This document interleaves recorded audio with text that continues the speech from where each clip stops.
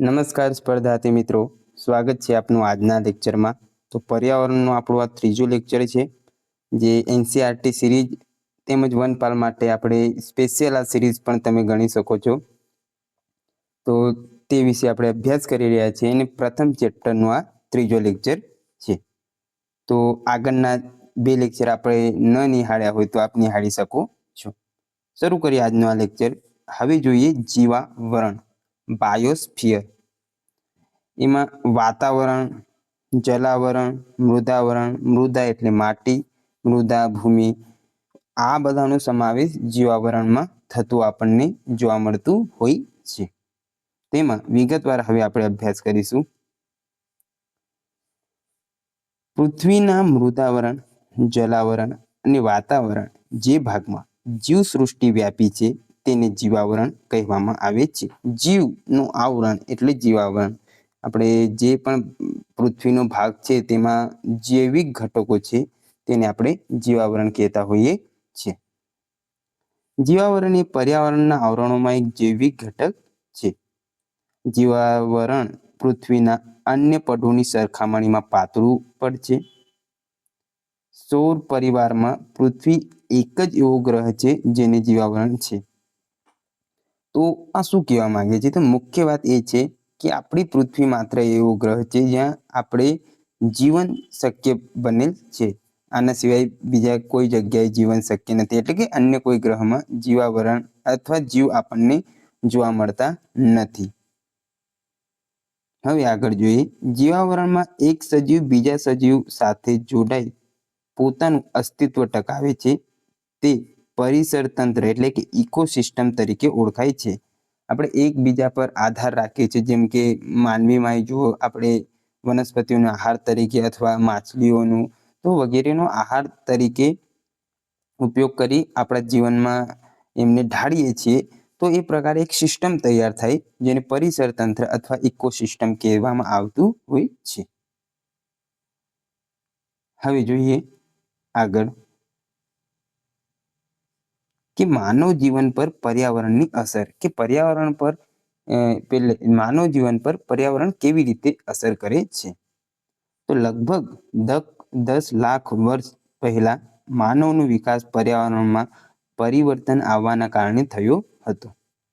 માનવનું જીવન તેની આસપાસના પર્યાવરણ સાથે ગાઢ રીતે સંકળાયેલ છે. તો આપણને ખબર છે કે પર્યાવરણ એ આપણી માટે અમૂલ્ય આપણે કહી શકીએ, કારણ કે જીવન જ એમાં સમાયેલો છે. આપણે ઓક્સિજન જોઈએ તો આપણને વનસ્પતિઓમાંથી મોટા ભાગે મળતો હોય છે. તો આવી રીતે આપણે ગાઢ રીતે પર્યાવરણ સાથે સંકળાયેલા છીએ. પર્યાવરણના વિવિધ તત્વો પારસ્પરિક રીતે સંકળાયેલ હોવાથી એકબીજા પર અસર કરે છે. વળી તેઓ અલગ અલગ કે સામૂહિક સ્વરૂપે માનવ જીવન પર અસર કરે છે, જે નીચે મુજબ છે. હવે જોઈએ સ્થાનિક સંબંધ. તો એમાં જોઈએ, થોડુંક ઝૂમ કરી લઈએ. તો સ્થાનિક સંબંધ કોઈ પણ સમાજના સામાજિક, આર્થિક, રાજકીય તેમજ સાંસ્કૃતિક વિકાસમાં સ્થાનિક સંબંધ ખૂબ મહત્વનું હોય છે. સ્થાનિક સંબંધમાં મુખ્યત્વે સ્થિતિ એટલે કે લોકેશન અંગ્રેજીમાં કહેતા હોઈએ છીએ, ઓર સિચ્યુએશન, લોકેશન અથવા સિચ્યુએશન સ્થિતિ એમ, કદ એટલે સાઇઝ અને આકાર એટલે શેપને જોવામાં આવે છે. જે તે રાષ્ટ્ર, દેશ કે સમાજ પૃથ્વીના કયા ભાગમાં છે તેને આધારે તેના વિકાસમાં પર્યાવરણીય સ્થિતિઓ મદદરૂપ બનતી હોય છે. હવે જોઈએ જમીન અને માનવ જીવન. માનવી જે પ્રદેશમાં રહે છે તેની જમીનનું સ્વરૂપ એક સામાજિક જીવનને અસર કરે છે. આપણે કેવી જમીન પર રહેતા હોઈએ છીએ તે આપણી સામાજિક વ્યવસ્થાને અસર કરતું હોય છે. જેમ કે અમુક પહાડી વિસ્તારમાં રહે છે, અમુક સપાટ મેદાનમાં, ગંગાના મેદાન પ્રદેશ છે એવામાં યુપી શહેર આપણે જોઈ શકીએ, પહાડીમાં હિમાચલ પ્રદેશ. તો આવી રીતે અલગ અલગ જે હોય છે સ્થળ અથવા જમીન, એ પ્રમાણે એમની જીવનશૈલી આપણને બદલાતી જોવા મળતી હોય છે. ઊંચા પર્વતીય ક્ષેત્રમાં રહેનાર માનવી માટે મોટા ઉદ્યોગ ધંધા કે નગરો ઉપલબ્ધ બનતા નથી. જેમ કે કોઈ એ વ્યક્તિ ઊંચા પ્રદેશમાં હોય તો તેને ત્યાં એક તો સપાટ જગ્યા ન મળી શકે, અને બીજાને અવર જવરમાં ત્યાં તકલીફ પડે, એટલે કે ત્યાં ઉદ્યોગ અથવા ધંધા કે મોટા નગરો વસાવા એટલે કે સહેલા બનતા નથી. તેથી તેઓ પ્રદૂષણ અને ગીચતાથી તેઓ મુક્ત રહી શકે છે. હવે તમે વિચારી શકો કે આપણે ત્યાં રહીએ છીએ, ઓછા વ્યક્તિઓ રહેશે એટલે ઉદ્યોગો નહીં થાય. ને ઉદ્યોગો કેમ નહીં થતા? કારણ કે તે ભાઈ ઊંચાણવાળા વિસ્તાર પર છે. ઊંચાણવાળા વિસ્તાર પર છે એટલે કે જમીનની કોઈની એટલી બધી લાલસા નહીં રહે. હવે જમીનની લાલસા ના રહે એટલે શું થાય કે ભાઈ ત્યાં વૃક્ષોનો ઉછેર થાય અથવા વૃક્ષો વધે. કુદરતી રીતે ને માનવ સર્જિત એટલે કે આપણે પણ તેમને રોપતા હોઈએ છીએ ને વધારતા હોઈએ છીએ. તો ત્યાં કહેવાય ને આપણે કે પ્રદૂષણ મુક્ત રહેતા હોય છે. જે તે પ્રદેશનું કુદરતી વાતાવરણ એના રોજિંદા ખોરાકને અસર કરે છે.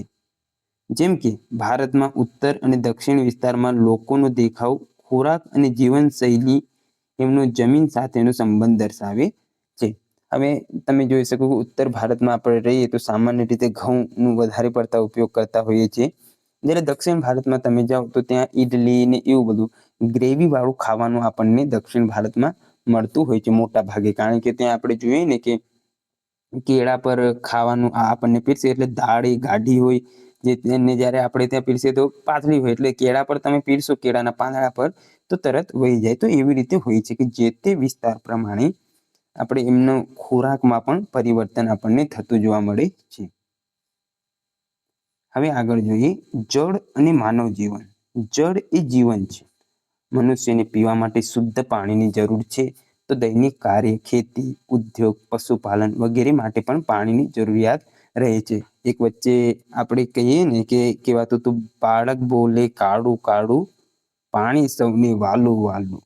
ત્યારબાદ બીજું હતું, સ્વચ્છ પાણી પીવો સુખી જીવન જીવો. જો પાણી જાય એડે તો દુઃખ આવે આપમેળે. અમે જ્યારે પ્રાથમિક સ્કૂલમાં ભણતા ત્યારે આ બધી કહેવાય ને કે કવિતાઓ સ્વરૂપે અથવા ગીત સ્વરૂપે અમને એક મહાવરા પ્રસ્તુત કરવામાં આવતા હતા, જેથી આપણે પાણી પ્રત્યે સજાગ થઈએ. આગળના પ્રકરણોમાં આપણે પાણી વિશે જોઈ ગયા કે ભાઈ પાણી કેટલું ઉપયોગી છે.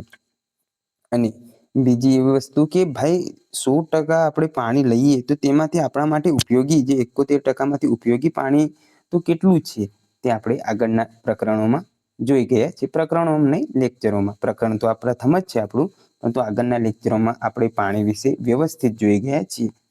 તો આપણા માટે ઘણું ઉપયોગી છે પાણી.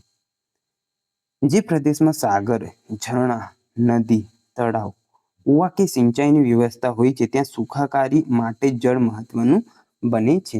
આપણે સ્વાભાવિક છે કે તમે વિચારી શકો કે જ્યાં મહાસાગરો હોય અથવા જે મીઠા પાણીના સાગરો એમ, ત્યારબાદ જે ઝરણા જ્યાંથી ધોધ આવતા હોય, મોટા મોટા નદી હોય, તળાવ હોય, કુવા હોય, ત્યાં સિંચાઈની વ્યવસ્થા હોય છે.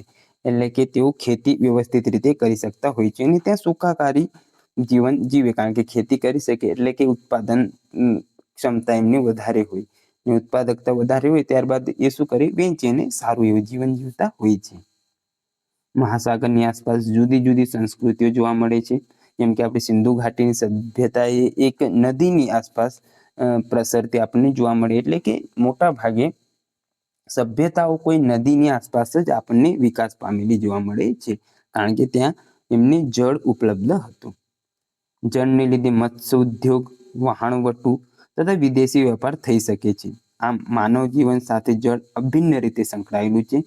તે સમાજ જીવન અને અર્થવ્યવસ્થાને અસર કરે છે. હવે આગળ જોઈએ માટી, ખનિજ અને માનવ જીવન. તો માનવ જીવન અને માનવીની ક્રિયાઓ પર માટી અને ખનિજની ઘણી જ અસરો થાય છે. ખેતીના જુદા જુદા પાક જે તે પ્રદેશની માટીના પ્રકાર પર અવલંબિત હોય છે. તો આ તમે સ્વાભાવિક છે અને સમજી શકો છો કે માટી, ખનિજ એ માનવ જીવન માટે ઘણા મહત્વના છે. જે અલગ અલગ પ્રકારના આપણે પાક લઈએ તેના માટે અલગ અલગ પ્રકારની જમીન એ પાકને અનુકૂળ આપણને આવતી જોવા મળે છે. જેમ કે કાળી જમીન, ગોરાળુ જમીન વગેરેમાં તેના પ્રકારને આધારે ખેત ઉત્પાદન થાય છે. ફળદ્રુપ જમીન ખેતી માટે ખૂબ ઉપયોગી છે. આગળ જોઈએ કે માનવી ખનિજોનો ઉપયોગ પોતાના ઉદ્ભવ કાળથી જ કરતો આવ્યો છે. પાષાણ યુગ, તામ્ર યુગ, કાંસ્ય યુગ, લોહ યુગ વગેરે યુગો ખનિજ તત્વો સાથે સંકળાયેલા છે. તો આ એક કહેવાય ને કે ખનિજ મળી આવી. પાષાણ એટલે પથ્થર, તામ્ર એટલે તાંબુ, કાંસ્ય એટલે કાંસુ, લોહ એટલે એ જે તે સમયે એટલા પ્રમાણમાં મળી આવ્યા અને વિકાસ આગળ જતા થતો ગયો. તો એના આધારે એક આખો યુગ બનેલ આપણને જોવા મળે છે. વર્તમાન સમયના ઔદ્યોગિક વિકાસમાં ખનિજ પદાર્થો ઉપયોગી બન્યા છે. હવે આગળની તરફ જોઈએ. અત્યાર સુધી આપણે પર્યાવરણની માનવ જીવન પર અસર જોઈએ.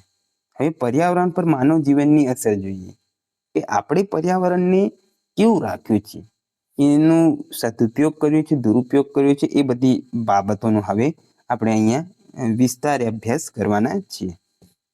તો પર્યાવરણ પર માનવ જીવનની અસર. માનવ સંસ્કૃતિના વિકાસમાં કુદરતી તત્વોનો ફાળો મહત્વનો રહ્યો છે. આપણે જોઈએ છીએ કે કંઈ પણ આપણે કે સંશોધન કરવું હોય કે ગમે તે કુદરતી તત્વો અનિવાર્ય બની જતા જોવા મળે છે. તેવી જ રીતે પર્યાવરણના જૈવ વ્યાપમાં માનવી ઘણું મહત્વનું સ્થાન ધરાવે છે. માનવ જીવનના જન્મ, આરોગ્ય, મૃત્યુ વગેરેમાં પર્યાવરણ ખૂબ જ નિર્ણાયક બની રહે છે. માનવીએ પોતાની બુદ્ધિ અને ટેકનોલોજીથી પર્યાવરણ પર ઘણી અસર કરી છે. તેથી વૈશ્વિક કક્ષાએ પર્યાવરણમાં ઘણું પરિવર્તન આવ્યું છે અને તેની સામાજિક અસરો પણ થઈ છે, જે નીચે મુજબ છે. હવે સામાન્ય બાબતોમાં આપણે જોઈએ કે આપણે પર્યાવરણને ખરેખર તો નુકસાન જ કર્યું છે. ઉદ્યોગો, ત્યારબાદ જલાવરણમાં આપણે પાણીનું જે પ્રદૂષિત પાણી હોય ઉદ્યોગોનું, તે જ્યાં તે આપણે છોડી દેતા હોય છે નદીઓમાં, જેથી જૈવ સંતુલન ખોળવાઈ જતો આપણને જોવા મળે છે. તેવી જ રીતે આપણે અત્યારે જોઈએ કે વરસાદી અનિયમિત બન્યું છે, તે આપણે પર્યાવરણનો બેદરકારીપૂર્વક ઉપયોગ કર્યો છે. તેના કારણે આ બધી ઘટનાઓ આપણને અત્યારે જોવા મળતી હોય છે. જ્યાં ને ત્યાં પૂર આવી જાય ને એવી બધી પરિસ્થિતિઓ, જે પર્યાવરણ પર માનવ જીવનની ખરાબ અસરો આપણે કહી શકતા હોઈએ છીએ. આગળ જોઈએ કે જમીન પર પ્રભાવ. માનવીય પ્રવૃત્તિને લીધે જમીન પર દબાણ વધી રહ્યું છે. વસ્તી વધતા માનવીએ પર્વતો તોડીને માર્ગો બનાવ્યા. આપણે અત્યારે જોઈએ કે પર્વતો આપણે તોડીને માર્ગો બનાવીને જ્યાં તે ભૂસ્ખલન થાય છે, તો એનું જ કારણ છે કે જ્યાં ત્યાં તમે બનાવો બધી વસ્તુઓ, એટલે પર્વતો તોડીને બનાવો એટલે ત્યાંનું જે સ્તર હોય તે ખોળવાય અને તેના કારણે પથ્થરો નીચે ધસી આવતા આપણને જોવા મળે છે અને ભૂસ્ખલન થાય છે, અને જેમાં ઘણા લોકો મૃત્યુ પામે છે. તો એ પર્યાવરણ પર આપણે નકારાત્મક અસર હોય છે. પ્રાકૃતિક તત્વોનો નાશ કરી પોતાની જરૂરિયાત મુજબના રહેઠાણો બનાવ્યા. જ્યાં ત્યાં લોકો હવે તો રહેવા લાગી ગયા છે. જ્યાં અમુક સ્થળો હોય ત્યાં તમારે ખરેખર દેવી દેવતાઓ કે ગમે તે ધાર્મિક સ્થળોને રાખવાના હોય, ત્યાં હવે માનવીઓ વસી જાય છે અને પછી તે વધારે ક્ષતિ પહોંચાડતા આપણને જોવા મળે છે. પરિણામે જમીન પરનું દબાણ વધ્યું, જમીનની ગુણવત્તા ઓછી થઈ છે. અત્યારે ગુણવત્તામાં આપણે જોઈએ તો વધારે પડતા રાસાયણિક ખાતરોના ઉપયોગના કારણે જમીનની જે કુદરતી ફળદ્રુપતા હતી તે હવે ઘટતી જતી જોવા મળે છે. નિવસન તંત્ર પર અસર. જ્યારે મનુષ્ય જૈવમંડળના જીવ સંસાધનોનો નાશ કરે છે, ત્યારે તેના સ્થાન પર અન્ય સંસાધનોનું સ્થાનાંતરણ સરળતાથી થતું નથી. ટૂંકમાં અહીંયા શું સમજાવવા માંગે છે કે આપણે કોઈ વસ્તુને ત્યાંથી સાઈડ પર કરીએ તો તેની જગ્યાએ બીજી વસ્તુ મેનેજ ઝડ દઈને થતી નથી, તેવી વાત અહીંયા કરવામાં આવી છે. ઉદાહરણ તરીકે માનવીઓ દ્વારા શોખ માટે સિંહ, ચિત્તા, હરણ, હાથી વગેરે જેવા પ્રાણીઓનો શિકાર કરાતા અનેક જગ્યાઓએ તેઓ લુપ્ત થયા. હવે આ તો ખોટી જ વસ્તુ કહેવાય ખરેખર, કે તમે શોખ માટે એનું કોઈ આપણે કહેવાય શિકાર કરીને કંઈ એનો ઉપયોગ કરવાના નથી, પરંતુ શોખ કે મેં સિંહ માર્યો, એમ કે મેં ચિત્તો માર્યો. તો આ રીતે પહેલાના સમયથી ને અત્યારે પણ અમુક જગ્યાએ શોખ ખાતર શિકાર થાય છે. પહેલા તો વધારે થતો, અત્યારે ઠીક છે, હવે છે જ નહીં તો શું કરવાના, લુપ્ત થવા આવ્યા છે. તો તો શોખ માટે ખાલી માનવી એમનો શિકાર કરે તો તેમની સંખ્યાઓમાં સતત ઘટાડો થતો જોવા મળે છે ને અમુક જગ્યાએ તે લુપ્ત થઈ ગયા છે. અત્યારે આપણે જોઈએ ગુજરાતમાં પેલા વાઘ જોવા મળતા હતા એવું કે, તો અત્યારે ક્યાંય વાઘ ક્યાં જોવા મળે? અત્યારે તો સિંહ આપણે બચાવવા જેવા થઈ ગયા છે, જેની અસર ત્યાંના સ્થાનિક ન્યુઝર તંત્ર પર પણ પડી છે. આધુનિક જીવનશૈલીથી દરિયામાં ઠલવાતો કચરો, પ્રદૂષિત પાણી, સબમરીન અને દરિયામાં ચાલતા વિવિધ વાહનોના લીધે સૂક્ષ્મજીવો નાશ પામે છે અને એની વૃદ્ધિ અટકે છે. તો કેવું કે દરિયામાં આપણે કોઈ જહાજ જાય છે, હવે એમાં કંઈક અકસ્માત થયું, તે કેરોસીન ભરેલો જહાજ હતો, હવે તે ઠલવાઈ ગયું. હવે કેરોસીન, ડીઝલ કે ગમે તે હોય તે આપણે જોઈએ કે પાણીની સપાટી પર મોટા ભાગે તરતા જોવા મળે છે આપણને. તે ઉપરની સપાટી પર તરે તો નીચેના જે જીવો હોય તે શ્વસન કરી શકતા નથી અને જીવન આગળ વધારી શકતા નથી અને છેલ્લે મૃત્યુ પામી જાય છે. તો આ આપણે નિવસન તંત્ર પર નકારાત્મક અસર કરીએ છીએ. ત્યારબાદ જોઈએ ઋતુચક્ર પર અસર. ઝડપી બનેલી ઔદ્યોગિકીકરણ અને શહેરીકરણની પ્રક્રિયાને પૃથ્વીના વાયુમંડળને પ્રભાવિત કર્યું છે. આર્થિક પ્રવૃત્તિના વૈવિધ્યને લીધે પ્રદૂષણની સમસ્યા સર્જાઈ છે.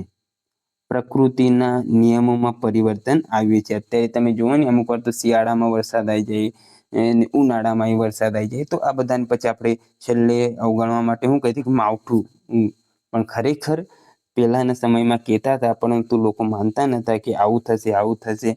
પરંતુ જ્યારે અત્યારે થઈ રહ્યું છે તો એ ખરેખર બહુ ભયાનક ઘટનાઓ આપણે ગણી શકીએ કે ગમે ત્યારે વરસાદ આવી જાય ને પછી વરસાદનો સિઝન આવે ત્યારે વરસાદ નહીં આવતો ટાઈમે, તો આ બધું બનતું આપણને જોવા મળે છે. ઋતુચક્ર બદલાતા ઉનાળામાં વરસાદ કે શિયાળે ગરમી અનુભવાય છે. તો આ એક સામાન્ય બાબત હવે બનતી જતી જોવા મળે છે. સવારે શિયાળો, બપોરે ઉનાળો અને સાંજે વરસાદ, એટલે ત્રણેય ઋતુ એક જ દિવસમાં આવી જાય એવી આપણે સરસ મજાની સિસ્ટમ બનાવી દીધી, જે પર્યાવરણને નકારાત્મક રીતે અસર પહોંચાડીને. વાયુમંડળ પર અસર હવે જોઈએ કે વાયુમંડળને આપણે કેટલું પ્રભાવિત કર્યું છે, શું શું એમાં સારા કાર્યો આપણે કર્યા છે તે.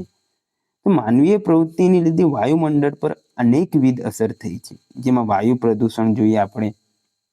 કાર્બન ડાયોક્સાઇડ જે આપણે જોઈ ગયા કે 20 કિલોમીટરની નીચે હોય છે અને વાહનોના ધુમાડામાં તે ભલે ઓછું હોય અથવા હોય, ધારો ને આપણે, તો એ નીચે જ રહેવાનું છે. આપણે ગણીએ કે ભાઈ આટલા ટકા છે કાર્બન ડાયોક્સાઇડ, કેમ પ્રદૂષણ વધારે પહોંચાડે છે વાતાવરણમાં, તો એ આપણે જોઈ ગયા આગળના લેક્ચરોમાં.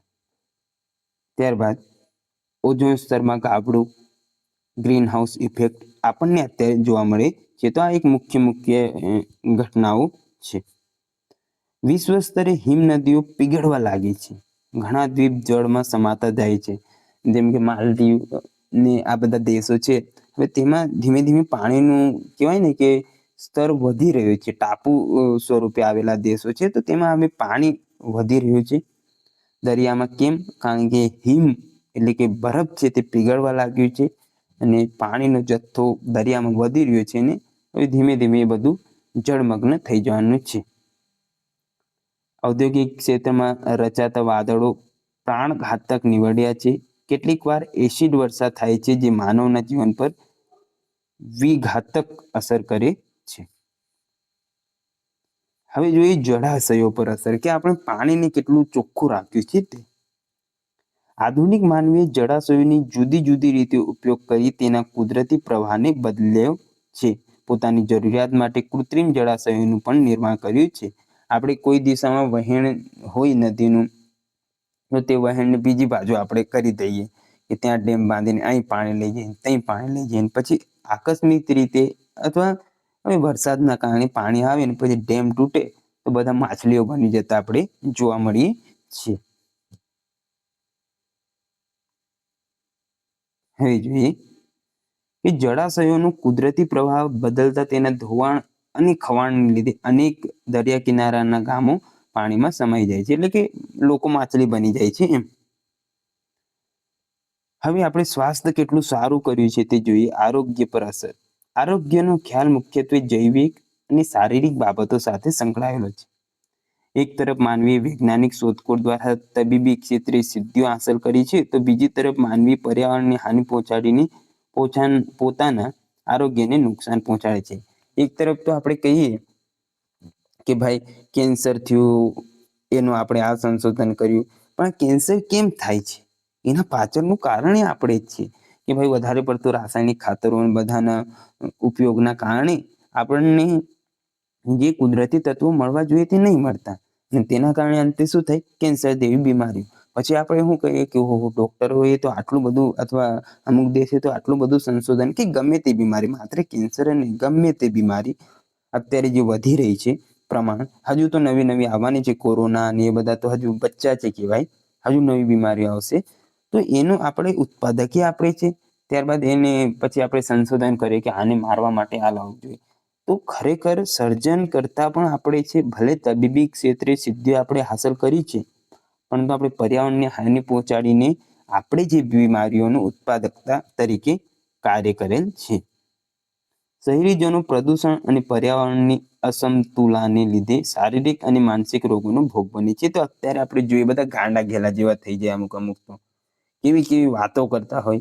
તો એ બધું પર્યાવરણનું આપણે નકારાત્મક દોહન કર્યું છે, એનો જ પરિણામ છે. હવે જોઈએ આગળ સામાજિક સંબંધો પર અસર, કે આપણે સંબંધો પર આ પર્યાવરણના નુકસાનના કારણે શું શું પ્રભાવ પડે છે તે. તો પર્યાવરણીય પરિવર્તનોને લીધે કુદરતી આપત્તિઓ સર્જાય છે. આ કુદરતી આપત્તિમાં માનવહાનિ ઉપરાંત માનવ જીવનના વિવિધ પાસા પર દૂરોગામી અસર થાય છે. હવે કેવી રીતે કુદરતી આપત્તિઓ સર્જાય, તો આપણે કઈ જે વ્યક્તિ હોય તો એમને જીવન ગુમાવવું પડતું હોય છે, અથવા અમુક શરીરના અંગો પણ અકસ્માતમાં જતા રહેતા આપણને જોવા મળે છે. ત્યારબાદ માનવના સ્વભાવ અને સંબંધોમાં પરિવર્તન આવે છે. શહેરમાં ગુનાખોરીનું પ્રમાણ વધે છે. આપત્તિઓ સર્જાય એટલે ખાવા માટે મળતું નથી, ને ખાવા ના મળે તો લોકો શું કરે, ચોરી વગેરે જેવું કાર્ય કરવા આગળ વધતા હોય છે, અથવા પ્રેરાતા હોય છે. અને છેલ્લે શહેરોમાં કે ગામોમાં એ તમે કહી શકો, હવે સમાન પરિસ્થિતિ લગભગ બનતી જાય છે. તો આવી પરિસ્થિતિ છેલ્લે બનતી હોય છે સામાજિક સંબંધો પર અસરના રૂપમાં. વનસ્પતિ પર શું અસર થયું? તો માનવી પોતાની જરૂરિયાત માટે વનસ્પતિઓનો વિનાશ કરવા લાગ્યો છે. જરૂરિયાત માટે એટલે પહેલા તો આપણે લાકડા કાપીએ, લાકડાને વેચીએ, પછી લાકડા ના હોય અથવા ઝાડ ના હોય તો ત્યાં શું કરીએ, ફેક્ટરી લગાવી દઈએ. એટલે કે વનસ્પતિઓને તો આપણે ઊંઘવા નહીં દેવાના, ઊંઘેલી છે તેમને કાપવાના છે. તો એવું આપણે વનસ્પતિઓ પર અસર કરતા જોવા મળીએ છીએ. ફળ, ફૂલ અને વનસ્પતિ પર આધારિત પશુ પંખીઓ પર તેની વિઘાતક અસર થઈ છે. હવે આપણે સામાન્ય રીતે જોઈએ કે કેટલાય પક્ષીઓ અમુક વૃક્ષ પર અથવા બધા જ વૃક્ષ પર રહેતા હોય છે, તેમની માળો તે હોય છે. તેને કાપીને ત્યાં ઉદ્યોગો આપણે લગાવી દઈએ તો તે પક્ષીઓ બીજી જગ્યાએ જાય છે, ત્યાં સંતુલન સ્થાપી નહીં શકતા અથવા અનુકૂલન સ્થાપી નહીં શકતા. તેના કારણે તેમની જે વસ્તી હોય છે અથવા જે સંખ્યા હોય છે તે સદંતર ઘટતી જતી જોવા મળે છે, કારણ કે તેઓ તે વિસ્તારમાં જીવી શકતા નથી. વધતી જતી વસ્તી, ઔદ્યોગિકીકરણ, શહેરીકરણ વગેરેને લીધે જમીન પરના વૃક્ષો કપાતા પર્યાવરણીય પ્રશ્નો ઊભા થયા છે. હવે જોઈએ પશુ જીવન પર અસર. માનવી અને પશુનો સંબંધ આદિકાળથી રહ્યો છે. આધુનિક માનવીએ પર્યાવરણને હાનિ પહોંચાડતા કેટલાક પશુ પંખીઓ લુપ્ત થતા જાય છે. જે મેં આગળ વાત કરી તે પ્રમાણે એ કેમ લુપ્ત થતા જાય છે, એનું મુખ્ય કારણ છે એમને નિવાસ સ્થાન, જે એમનું સ્થાન છે તે મળી રહેતું નથી, એના કારણે. હવે જોઈએ પર્યાવરણનું અવમૂલ્યન. પૃથ્વી પર આપણે આપણું અસ્તિત્વ ટકાવી રાખવા માટે પર્યાવરણ પર નિર્ભર છીએ. જો પર્યાવરણ નહીં રહે તો આપણે જીવી શકવાના નથી. તો એ જ વાત અહીંયા કરેલ છે કે અસ્તિત્વ ટકાવી રાખવા આપણે કોના પર નિર્ભર છીએ, તો પર્યાવરણ પર. પરંતુ કુદરતી પરિબળો તેમજ માનવ પ્રવૃત્તિઓના કારણે પર્યાવરણની સમસ્યાઓ ઉદ્ભવી છે, જે નીચે મુજબ છે. હવે જોઈએ સમસ્યાઓ. તેમાં સૌપ્રથમ છે પ્રાકૃતિક સંસાધનોનું અતિશય દોહન. તેમાં જોઈએ કે પર્યાવરણીય સંતુલન પ્રકૃતિમાં જ રહેલું છે. વિવિધ સજીવોની પ્રવૃત્તિઓ સામાન્ય રીતે સંતુલિત હોય છે. જૈવિક અને અજૈવિક ઘટકો વચ્ચે પરસ્પરના યોગ્ય સંબંધથી પર્યાવરણ સંતુલન જળવાઈ રહે છે. જૈવિક અને અજૈવિક ઘટકો કેવી રીતે કે તમે જે પણ જીવો છે અને જે અજૈવિક ઘટકો છે તેમનો જરૂરિયાત પૂરતો ઉપયોગ કરો અથવા એને નુકસાન ના પહોંચાડો તો તમે વ્યવસ્થિત રીતે જીવન જીવી શકો છો, તો સંતુલન જળવાઈ રહે. પરંતુ અનિયંત્રિત માનવીય પ્રવૃત્તિઓને કારણે આ સંતુલનને ખલેલ પહોંચાડેલ છે. આપણે અત્યારે જોઈ શકીએ છીએ કે આ બધું જ્યાં ને ત્યાં માનવીની જે લાલસા છે તેના કારણે સતત પર્યાવરણ નુકસાનની તરફ આગળ વધી રહ્યું છે. જંગલો કુદરતી સંસાધન છે. વિવિધ માનવીય પ્રવૃત્તિ જેમ કે ખેતી કરવા, ઘર બનાવવા, ફર્નિચર અને બર્તન વગેરે માટે વધારે વૃક્ષો કપાઈ રહ્યા છે. ભલે કોઈને અત્યારે તો કેવું થઈ ગયું, જરૂરિયાત ન હોય તેમ છતાં મારા છોકરા યુઝ કરશે તેના માટે લોકો આવું બધા કરતા હોય છે. અને એ બીજી વસ્તુ છે ગરીબી, તો ગરીબીના કારણે પણ આવું કરતા હોય છે. પણ મોટા ભાગે તો વેચી ખાવા માટે જ લોકો આ બધો વૃક્ષો ને કાપે છે. ફર્નિચર, બર્તન ત્યારબાદ જો એ ખેતી કરવા માટે ત્યાં કાપી દેતા હોય છે, ઘર બનાવવા માટે. તો આવા બધા કાર્ય કરવાને શિક્ષણના અભાવના કારણે પણ લોકો આવું કરે છે. શિક્ષિત લોકો પણ કરે છે, એવું કંઈ છે નહીં, પરંતુ અત્યારે આ સિસ્ટમ એક બની ગઈ છે.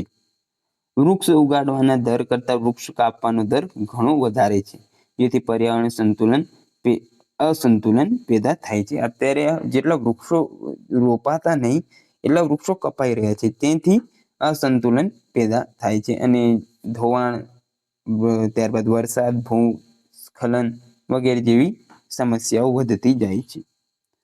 વૃક્ષો કાપવા અને વન નાબૂદીને કારણે વરસાદ ઓછો થાય છે, અને થાય ત્યાં તાબડતોડ થાય છે. તો આવી બધી ઘટનાઓ બને છે. વૃક્ષો કાપવાથી જમીનનું ધોવાણ પણ વધે છે. જંગલો લુપ્ત થવાને કારણે વન્ય જીવોની પ્રજાતિઓનું લુપ્ત થયાનું પ્રમાણ વધી રહ્યું છે. જંગલો ના હોય એટલે જ્યાં તે રસ્તે આવી ચડે અથવા અકસ્માતમાં તેઓ મૃત્યુ પામી જાય છે અને અન્ય જગ્યાએ સ્થળાંતરિત થઈ જાય છે, અથવા જીવન ટકાવી શકતા નથી. તો તેના કારણે હવે ઘણી પ્રજાતિઓ લુપ્ત થવાના આરે છે. પહેલાના સમયમાં તમે જો જે તે સમયે તમે હશો ત્યારે 20-25 વર્ષના હો તો ચકલી કેટલી જોવા મળતી હતી, પરંતુ અત્યારે ચકલીનું પ્રમાણ અથવા તો જોવા જ નહીં મળતી એવું થઈ ગયું છે. ત્યારબાદ કોલસો, કુદરતી ગેસ અને પેટ્રોલિયમ ઉત્પાદનો જેવા ઉર્જા સ્ત્રોતને જે ઝડપે ઉપયોગ કરવામાં આવી રહ્યો છે તેનાથી તેની સમાપ્તિ થવાની સંભાવના છે. આપણે જોઈએ કે કોલસો, કુદરતી ગેસ કે પેટ્રોલિયમ એ સરળતાથી બનતું નથી. એ એક પ્રોસેસ છે, તે બનતા ઘણો સમય લાગે છે. પરંતુ અત્યારે એટલા વાહનો થઈ ગયા છે કે જેટલું પાણી નહીં મારા હિસાબે તો ઉપયોગ થતો હોય તેટલો પેટ્રોલ અને ડીઝલનો ઉપયોગ અત્યારના સમયમાં આપણને થતું જોવા મળે છે. તો જે સમય આ ખૂટી જશે ત્યારે આપણે અસંતુલન સર્જાઈ જશે. ખાણો, કારખાનાઓમાંથી નીકળતા દૂષિત પાણીથી નદી અને અન્ય જળ સ્ત્રોતો દૂષિત થાય છે. કોલસો, લાકડું, પેટ્રોલ વગેરેના વધુ પડતા દહનથી SO2 એટલે સલ્ફર ડાયોક્સાઇડ, NOx એટલે નાઇટ્રોજન ઓક્સાઇડ અને CO એટલે કાર્બન મોનોક્સાઇડ અને હાઇડ્રોકાર્બન જેવા ઝેરી વાયુ ઉત્પન્ન થાય છે અને હવાને પ્રદૂષિત કરે છે. હવે આમાં મુખ્યત્વે વૃક્ષો જ છે. જો વૃક્ષો ન હોય તો આપણે જોઈએ કે અવાજનું પ્રદૂષણ પણ વધે છે. ત્યારબાદ હવાનું પ્રદૂષણ વધે છે. હવાનું પ્રદૂષણ વધે અને સાથે સાથે આપણે શું કરીએ કે પેટ્રોલ અને ડીઝલ વાળા વાહનો ચલાવીએ તો એના કારણે સતત ને સતત આવા જે ઝેરી વાયુઓ છે તે વધતા જોવા મળે છે. ઘરો અને કારખાનાઓમાંથી નીકળતા ઘન અને પ્રવાહી કચરાના કારણે ગામડાઓ, શહેરો અને ઔદ્યોગિક વિસ્તારમાં જમીન પ્રદૂષણમાં વધારો થયો છે. અત્યારના સમયમાં આપણે જોવા જઈએ તો કેવું થતું હોય છે કે ગમે ત્યાંથી કચરો નીકળે તો ગમે ત્યાં એને લોકો નાખી દે, ભલે તે સારી જગ્યા કેમ ના હોય. પ્લાસ્ટિક આપણે જોઈએ કે એને સળતા અથવા સળતી તો નથી લગભગ, તો એમાં ઘણો સમય લાગતો હોય છે. પ્લાસ્ટિકનો આપણે રોજનો જ ઉપયોગ કરીએ છીએ. તો આ બધી જે પરિસ્થિતિઓ છે તે પર્યાવરણને અત્યારે કહેવાય ને અસંતુલન તરફ હવે 30% થોડું ઘણું સારું છે તે આવનાર 20-30 વર્ષમાં 10% જેટલું થઈ જશે. તો આજનું લેક્ચર આપણે અહીંયા જ પૂર્ણ કરીએ. નેક્સ્ટ લેક્ચરમાં આપણે આ ચેપ્ટર પૂર્ણ કરી દઈશું. પછી આખા ચેપ્ટરનું એક મેગા લેક્ચર બનાવી દઈશું વિથ PYQ એટલે પ્રીવિયસ યર ક્વેશ્ચનની સાથે, જેથી તમે એક જ ધડાકે આખું ચેપ્ટર પતાવી દો પ્રશ્નોની સાથે. આશા છે આજનું આ લેક્ચર આપને ગમ્યું હશે. મળીએ નવા લેક્ચરમાં. ત્યાં સુધી જોડાયેલા રહો.